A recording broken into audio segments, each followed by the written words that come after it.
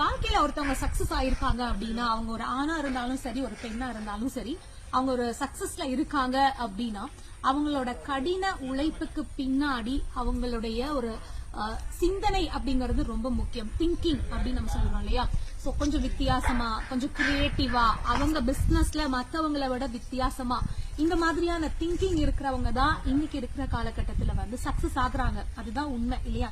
So நீங்க எந்த பிசினஸ்ல இருந்தாலும் சரி, நீங்க ஆனா பெண்ணா யாரா இருந்தாலும் சரி, உங்க பிசினஸ்ல நீங்க சக்சஸ் ஆகணும்னு நினைக்கிறீங்கன்னா நம்ம சொல்றோம் நிறைய உழைப்பு போடுறேங்க, நான் ஹார்ட் ஒர்க் அவ்வளவு பண்றேன். பட் ஹார்ட் ஒர்க் எந்த அளவுக்கு முக்கியமோ நீங்க அந்த பிசினஸ கொஞ்சம் டிஃப்ரெண்டா திங்க் பண்ணி ரன் பண்றீங்களா அப்படிங்கறத வந்து யோசிச்சு பாருங்க.